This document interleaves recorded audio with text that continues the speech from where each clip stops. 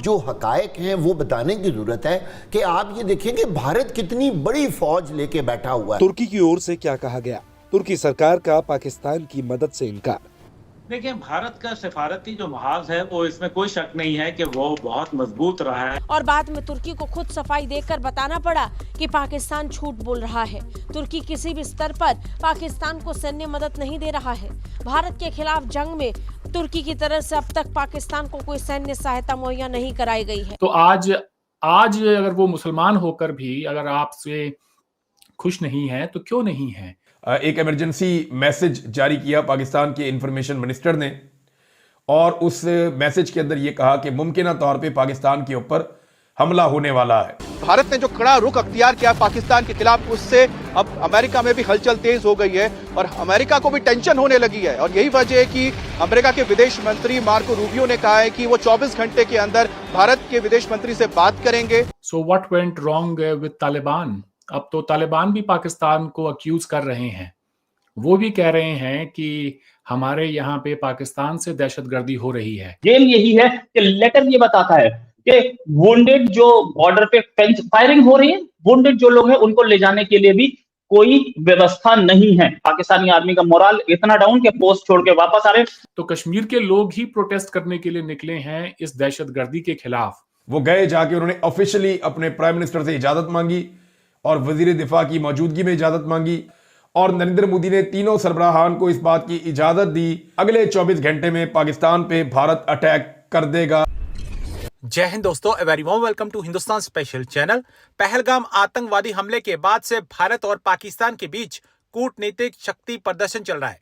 दिल्ली और इस्लामाबाद दोनों ही वैश्विक स्तर पर समर्थन जुटाने के प्रयास कर रहे हैं, लेकिन पाकिस्तान को हर मोर्चे पर झटके ही लग रहे हैं। दोनों देशों के विदेश मंत्रालय ने अपनी राजधानियों में विदेशी राजदूतों को जानकारी दी।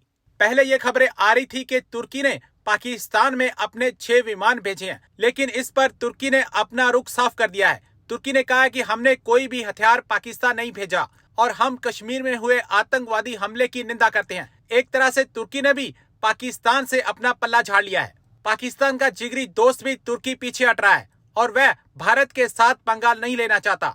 खास बात यह है कि भारत ने विदेश मंत्रालय में पाकिस्तान, अफगानिस्तान और ईरान के प्रभारी संयुक्त सचिव आनंद प्रकाश को इस सप्ताह काबुल भेजा। आनंद प्रकाश विदेश मंत्रालय में शंघाई सहयोग संगठन का कार्यभार संभालते थे। उनके काबुल पहुंचने से पहले ही तालिबान शासित अफगानिस्तान के विदेश मंत्रालय ने पहलगाम आतंकवादी हमले की निंदा की। पाकिस्तानी आर्मी जो है अब घबराई हुई इतनी है कि हालात कंट्रोल से बाहर हो चुके हैं। बॉर्डर से अपने फॉरवर्ड पोस्ट छोड़ के वापस आने शुरू हो गई है। ये मैं नहीं बोल रहा, एक लेटर पाकिस्तानी आर्मी का सीक्रेट लेटर जो कोर कमांडर को लिखा गया वो रिलीज हुआ है, वो सबके सामने मंजरेआम पे आया है, तो मुझे बोलना पड़ रहा है। पाकिस्तानी आर्मी अपने लेटर्स क्यों लीक कर रही है और कैसे लीक कर रही है? जो इमरान खान के समर्थक हैं, जो इस आसिम मुनीर के खिलाफ हैं, वो आर्मी के ऑफिसर्स उस लेटर की फोटोकॉपी रिलीज करते हैं।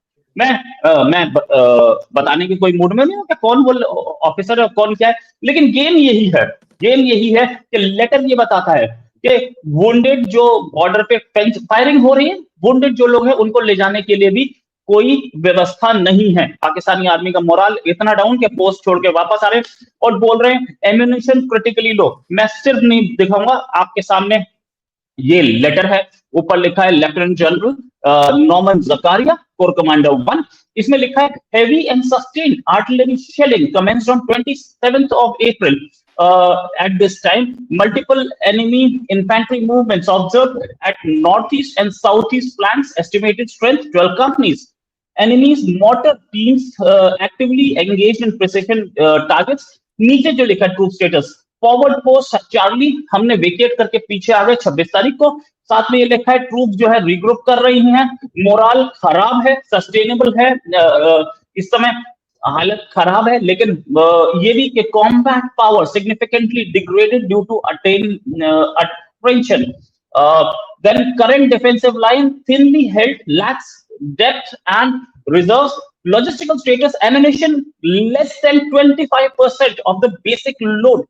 ये पूरा का पूरा एक लेटर है और इसमें ये भी लिखा है कि assessment enemy actively probing for weak units, weak points, high probability of enemy break through attempt within the next 12 to 18 hours. ये लेटर आज ही लिखा गया है। ये भी बोला है कि हमें कंपनीज दी जाए। मैं सबसे पहले मेजर तूर के पास जाऊंगा। सर, बहुत बहुत स्वागत आपका हमारे शो में। मेरे साथ मेजर तूर हैं जो कि इंडियन आर्मी में जॉब कर चुके हैं और अब भी देश की सेवा में लगे हैं। साथ में डॉक्टर अमजद मिर्जा जो कि इस समय कहीं बाहर बैठे, इंडिया में नहीं, पाकिस्तान में नहीं, बाहर बैठे, लेकिन वहां से ही देश की सेवा कर रहे हैं।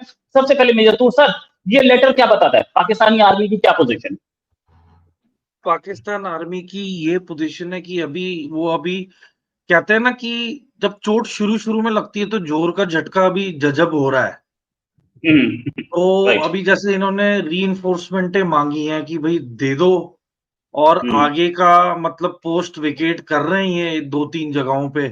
तो मोस्ट प्रोबेबली लॉजिकली तो ऑब्वियसली कि जहाँ पे शेलिंग ज्यादा हो रही है तो उसे देखते हुए तो ये थोड़ा पीछे हट गए होंगे।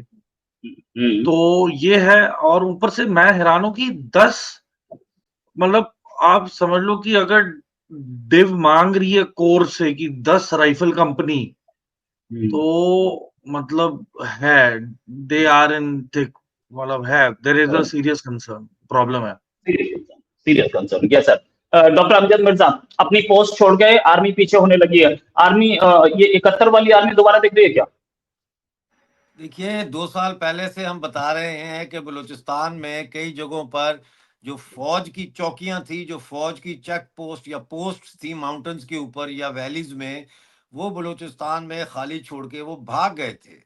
और उसके बाद उन्होंने वहां जाने से सिपाहियों ने इनकार किया था, जिसके बाद वो इस गारंटी पे उनको वापस लाया गया कि आप यहाँ चेक पोस्ट पे आए, आपकी जो है वो देखभाल के लिए, आपकी सिक्योरिटी के लिए FC लगाई जाएगी। से गए हैं, आपके अखबारों ने उनके बारे में लिखा, आपके मेन स्ट्रीम मीडिया जियो न्यूज ने जाके दहशतगर्द का घर दिखाया। आपने आज तक उन मामलात के अंदर कहाँ हिंदुस्तान से ताउन किया है कि आपकी बात पे यकीन भी किया जाए या आपको कोई सबूत फराहम किए जाएं इस उम्मीद में कि आप कोई एक्शन लेंगे।